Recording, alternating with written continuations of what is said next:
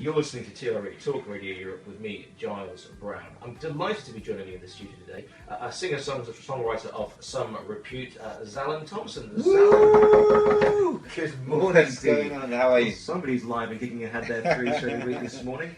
What brings you? Good to have you with us. Exciting times for you. You're playing a gig in Spain tonight down on the Costa del Sol in Ambrosia. Yeah. Tell me a little bit about how you got here, what you're going to be doing tonight. Well, I'm currently on a world tour. I've just in the past month I've been to Brazil twice.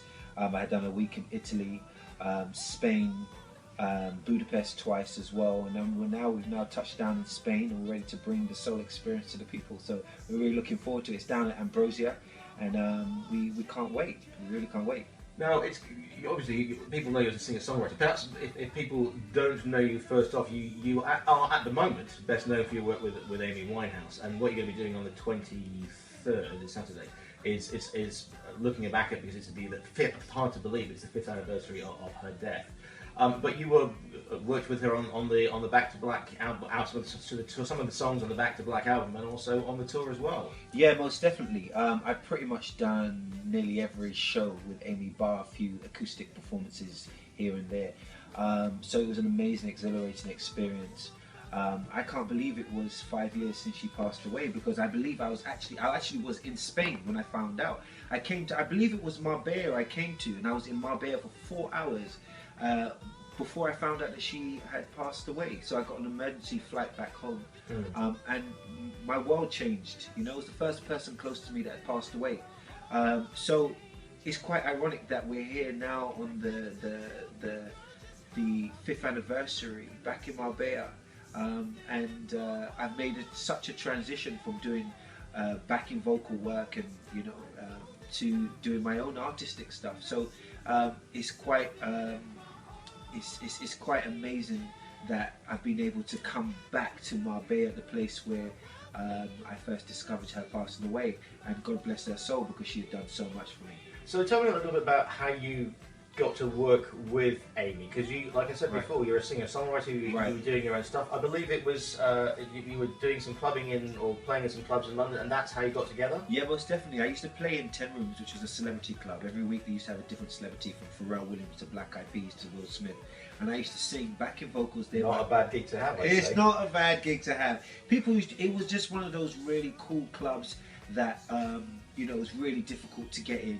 And you never knew who was going to be there next week. So whoever was in town, they found out there was this really cool place, and they would always go there on a Monday night.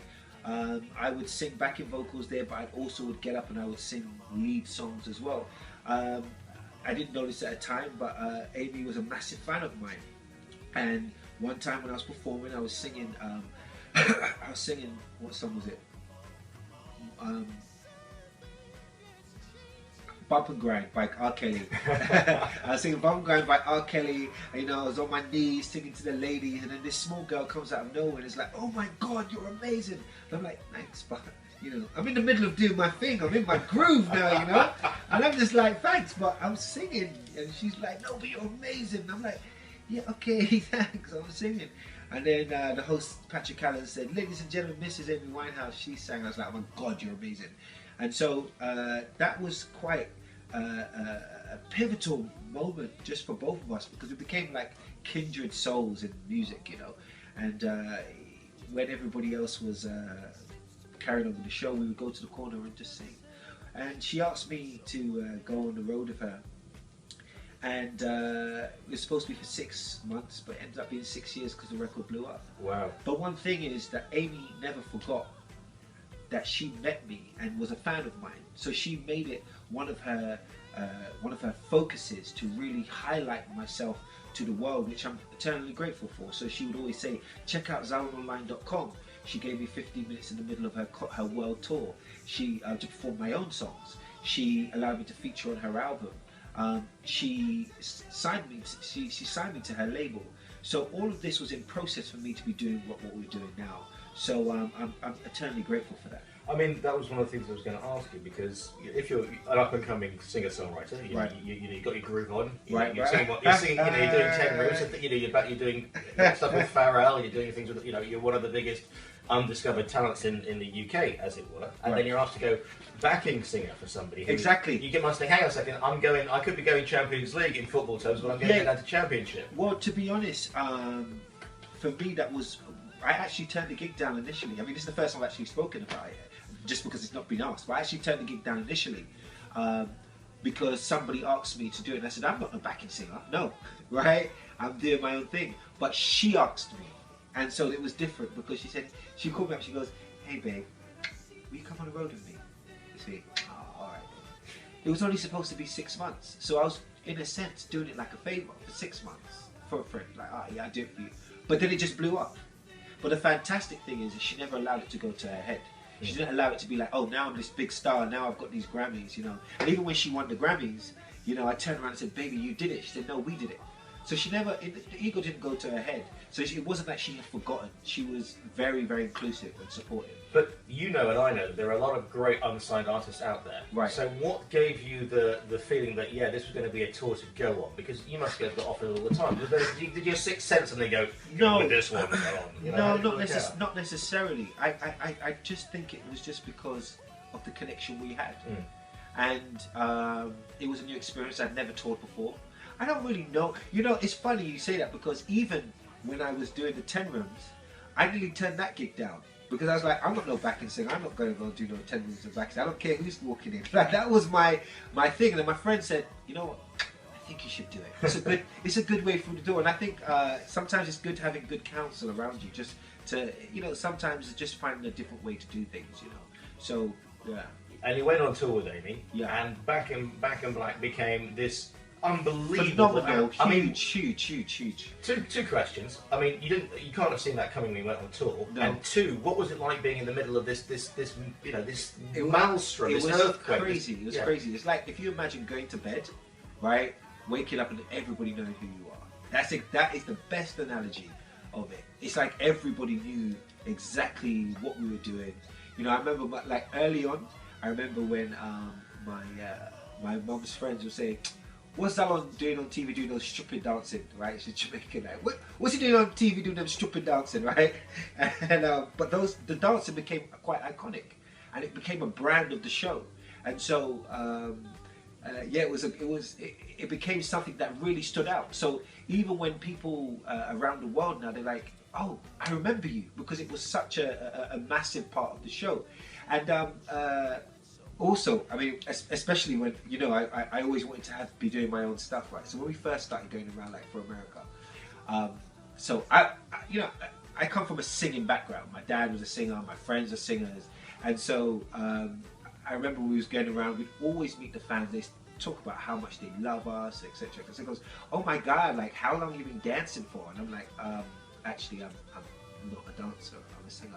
Okay, so how long have you been dancing and singing for? And I was like, oh my God. Like, so yeah, I became a dancer as well as a singer, right, internationally known for that, so that's pretty cool. Well, I was just saying off air because, you know, I'd known your face when you came in, and I was trying to work it out, and I was covering an event over in Tangier in Morocco, Right. And I was in my hotel room. Right. It was the Brit Awards, and I just flicked on my TV, and I hadn't heard Amy, but Right. the first thing I saw was these guys dancing. And I Exactly. thought, that's a really good move, and then she came on, the voice blew me away. But that had impact. It had soul, and soul is what a lot of your stuff's about. Yes, most definitely. My new record, which I've just released, is called "You Let Me Breathe." I wrote a record for Amy when I found out when I left Spain.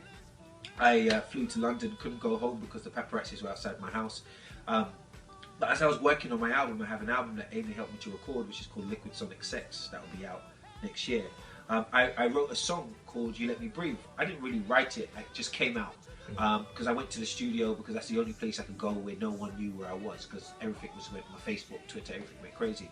I put this song down. It wasn't for anybody to hear, and I just kept it. Only a few of my friends heard. It was just my way of having that release. And then a year later, a friend of mine said, "Why don't you put it out to mark Amy's birthday?" And I said, "You sure?" And she said, "Yeah." And so I said, "Okay, cool." And then the fans were able to connect with it internationally, which was really amazing. So it's always been a special connection because I think that it was so sudden for everyone. It was a way of everybody finding some sort of release with it, and maybe they could also release with it in a sense of in their life as well. I mean, I remember just the thing is, I mean, I've interviewed people before who have been around Amy. I interviewed somebody who, you know, she came to their changing room, and the thing with all it, there was always, she became towards the end, you know, the butt of so many jokes, and she's being called, you know, Amy Wine Bar and all that ridiculousness. Yeah. But this, in all the madness that was going on in her personal life, you know, a lot of people said that she was just brilliant on a one-to-one situation, away from the drugs and the booze. She was brilliant, and the voice and the talent always shone through. The thing is with Amy, I knew from a very early on that she was going to be remembered for a very long time, because she was very unique. I've never met anybody like her. I've never heard anybody sing like her, and I don't even think the audience have heard her sing to the capacity that she can sing. I know a lot of singers. I've been doing singing my whole life, but when she's just jamming, some of the note selections and some of the passion is as if somebody's taken a knife and stabbed it and dragged her heart, dragged the knife down. Like, she's an incredible, exceptional talent, and she's intelligent. She's really, really witty as well.